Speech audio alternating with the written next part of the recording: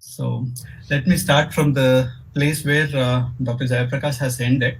So when you see a myopia and have a posterior cephaloma, so you have an entity called myopic traction maculopathy. I call it as a bouquet of flowers because you have lot of terminology when we use it in our day-to-day practice, like lamellar hole, full thickness hole, detachments, etc. So it's a little confusing. Where do we place these on an evolution basis? Like if there is a natural history of a myopia progression at macula, where does this individual terminology stand, and how do we take it forward towards its management? So this is what I would like to cover it up in next few minutes.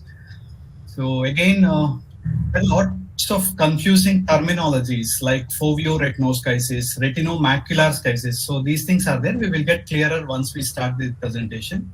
And as Dr. Jayaprakash has told, lot of classifications has come out to describe maculopathy. But when you see this ATN, so there was a classification which he covered that there was a tractional. But further upon in this tractional subset, how was the classification which made us ease was a question. So Dr. Parolini, she's from Italy. She has done an extensive work on myopia.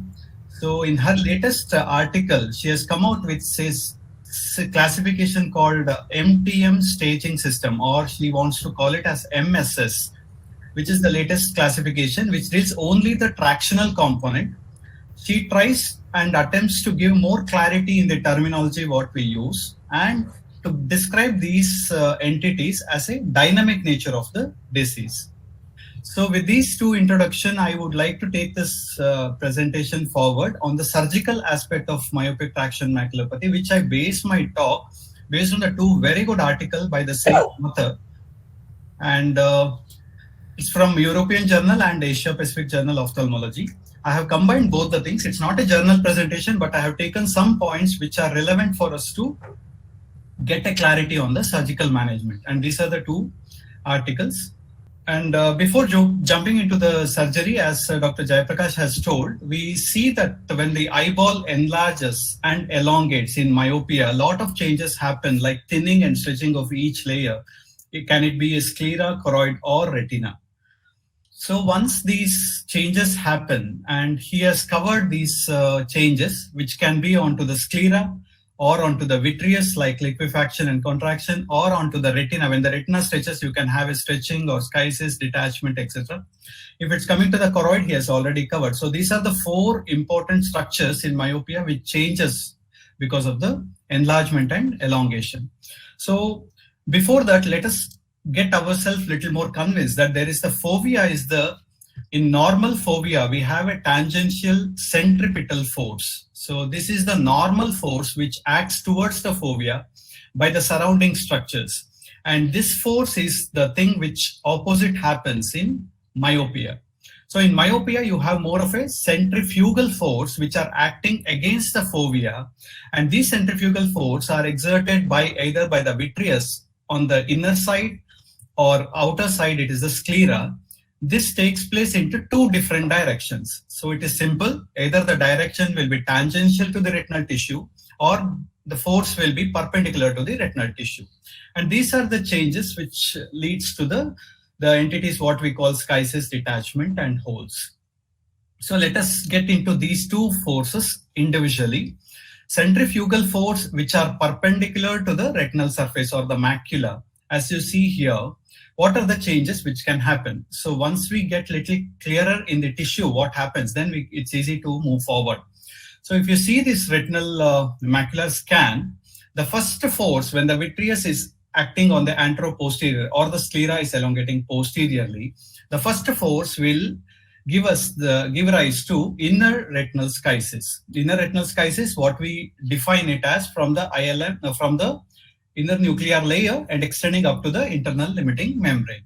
So this is the first force, and usually it is combined with the outer retinal schisis. Outer retinal schisis is again the outer nuclear layer, outer plexiform, and extends up to the external limiting membrane. So these are the two forces. You see the columnar structures of the tissue which are elongated vertically, and both can be combined, or you can have an individual one. So once the force increases, the schisis increases vertically, and what you lead into is the formation of a small gap between the photoreceptor and the RPE under the fovea, and we call this as neurosensory detachment, which is right under the fovea. This is the first place to give it up.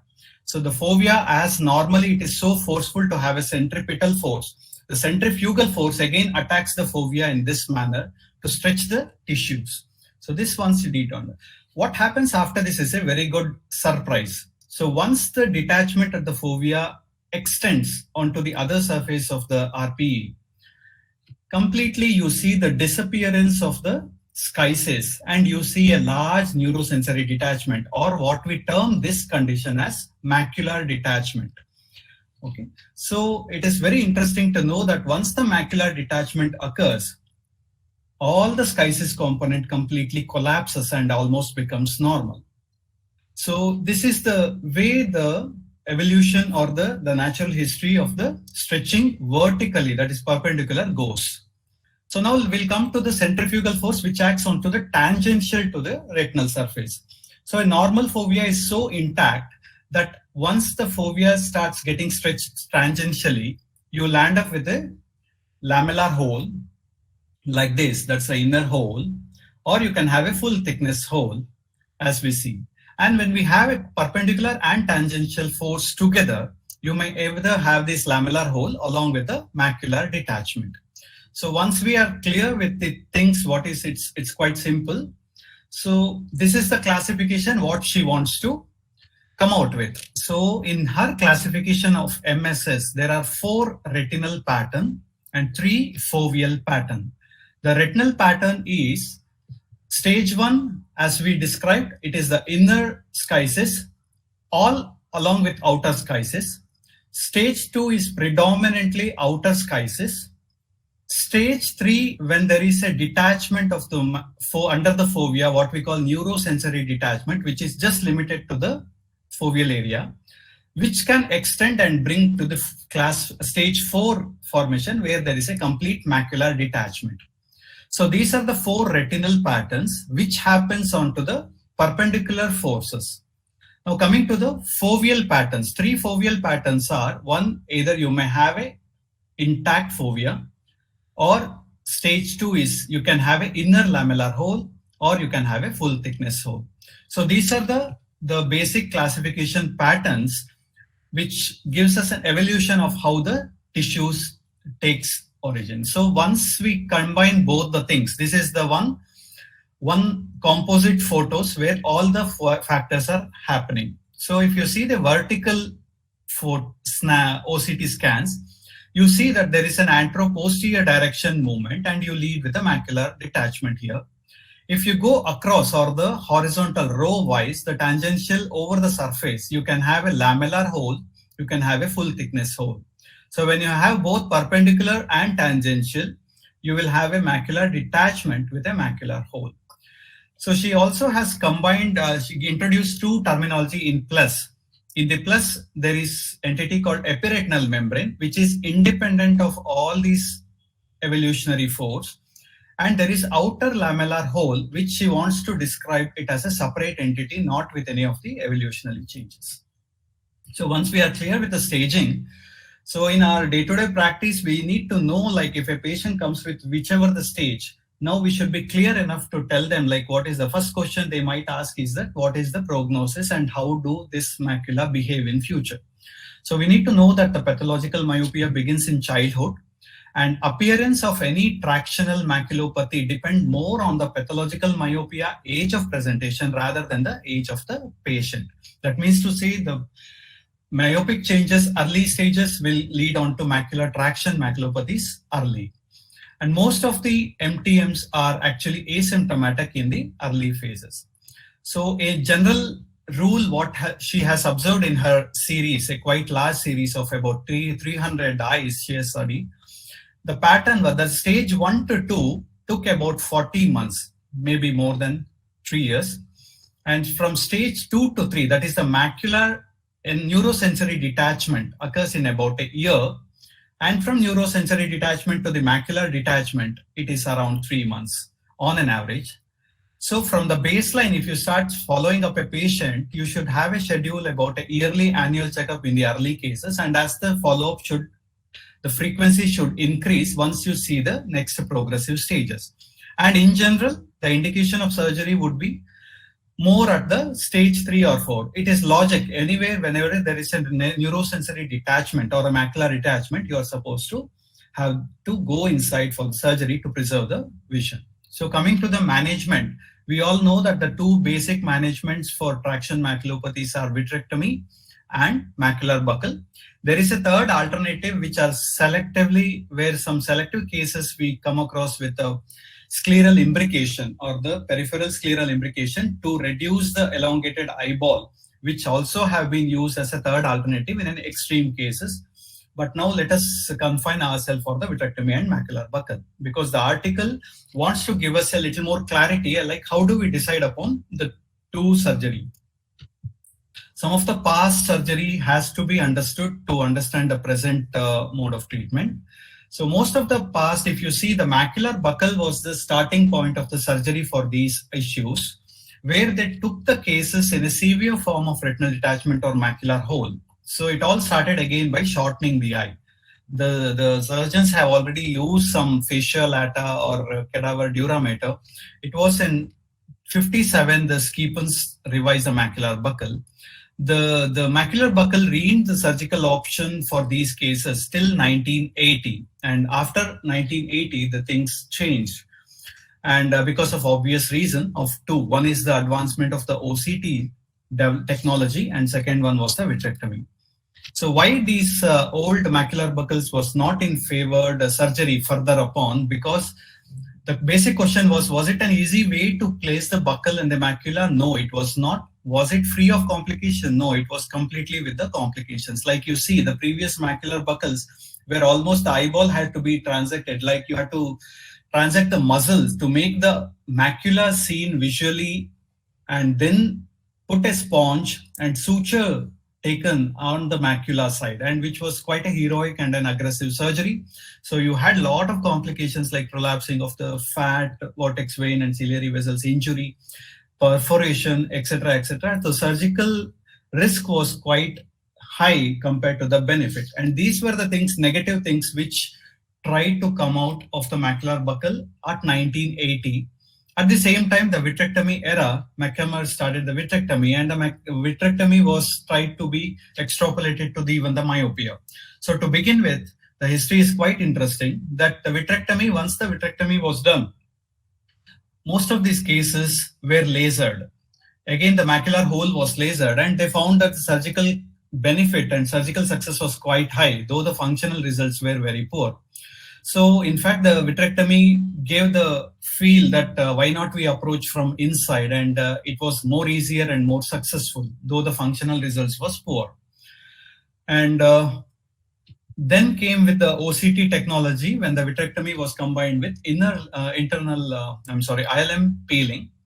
So to the extent the surgeons tried to show that the surface or the retinal surface was the main culprit, that is a tangential force. So vitrectomy with ILM peeling and even without a tamponade was the surgeries which they complemented and tried to prove that even without tamponade, the retina is settling. But over a period of time, the peeling also had an increase in inducing the iatrogenic full thickness hole, especially in cases of macular detachment alone. However, pars plana vitrectomy tried to give some answer even with a very high myopia with ILM peeling, and partly it was successful, though not for all the cases. So then again, we were back to buckle, but in this point of after 2000, the buckle terminologies and the designs were different. There were a lot of buckle designs which came, to the extent Dr. Paralini introduced that there was a simple sponge where the titanium wire which was used for dental has been impregnated inside and made it to L-shaped, and she brought out with a lot of cases in her article on L-shaped buckle. A lot of other devices came, like what we use is Devin Morin, and these were all indigenously designed or commercially available. And there was a big series of review article by Matthew on macular buckle success, and almost these articles showed that the buckle was more favored than vitrectomy. So why the buckle again came up was more like there was more of a designs, and second one, the sutures which were placed on the macular side was slowly relocated to the anterior part, like what we use in our Davins surgeries also. So what do we learn from this? There's quite a huge literature support which favored both, and the history what we learned now. The take-home message was the vitrectomy is definitely easier than macular buckle with the available techniques. Vitrectomy also had a high recurrence of detachment and iatrogenic macular hole formation. At the same time, macular buckle showed a high success rates for macular detachment alone cases. Macular buckle was not closing the macular hole, and ILM peeling sometimes and a flap can alone close the macular holes even in the high myopic cases. So these were some of the favorable conclusion with the literature summaries. But what was the limitation of these literatures where most of these surgeries had a short follow-up. We didn't know how was the long-term benefits with these, either the macular buckle surgery or things. The first rows of paper of macular buckle was not supported by OCT, but the second row of papers on macular buckle was only planned for end-stage disease or after the failed vitrectomy. These surgical reports did not actually distinguish how the macular staging or the evolution of the macular, like even in our article, what we brought out with the series of case series, we have not come out like what is the evolution playing a role on the success of the surgery. So the debate better buckle or vitrectomy still continues because there is no support for the evidence.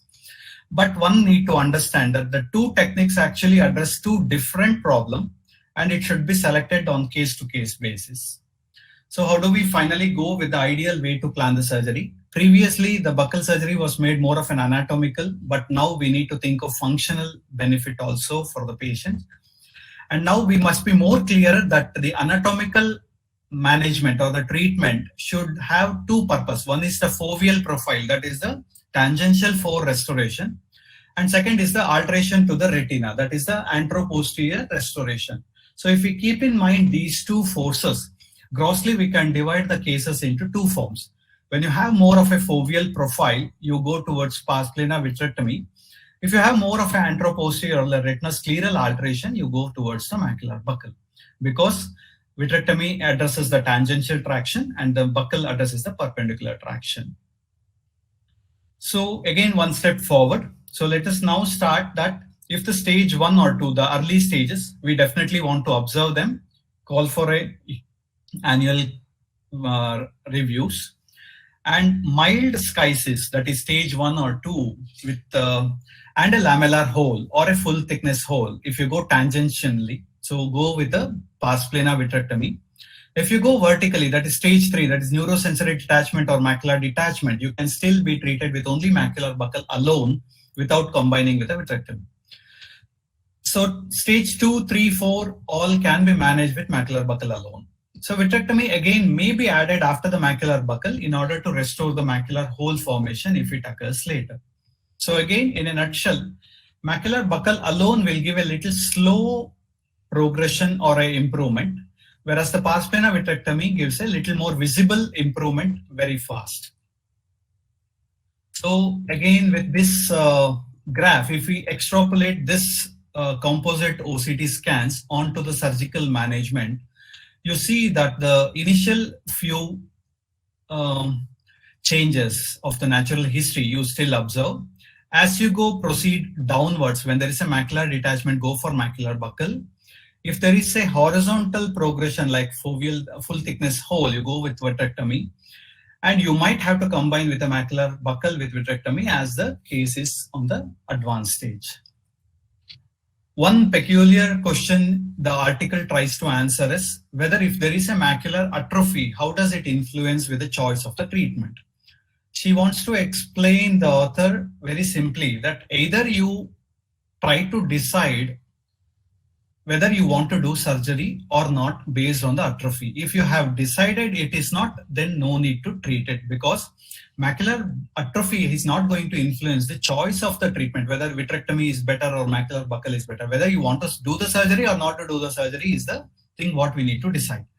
On her personal note, she finds that the even with the presence of atrophy, even we have found in our articles, in our series, that if we improve the SCISIS, definitely the patient's functionality is improved a little better than what it was. But still, we do not have any data to know which level of atrophy under the fovea is not useful in order to, if the patient is offered for a surgery. So she also tries to cover some of the remodeling, like when we put a buckle under the macula, sometimes you might have a convex profile, which can induce more of a metamorphopsia than required, and then worsening the patient's symptoms, sometimes a refractive modification. So she wants to feel that the intraoperative OCT would make a little more benefit as long as the scleral indentation is concerned. So the end of the slide is what is the future holding. The author in this article wants to understand that the traction maculopathy should be understood based on the new staging system. And the new staging system definitely helps us to take a decision which surgery to be done or whether surgery to be done or not. So the success rates and the complications can be definitely modified with this new staging system. And that's it from me. Thank you.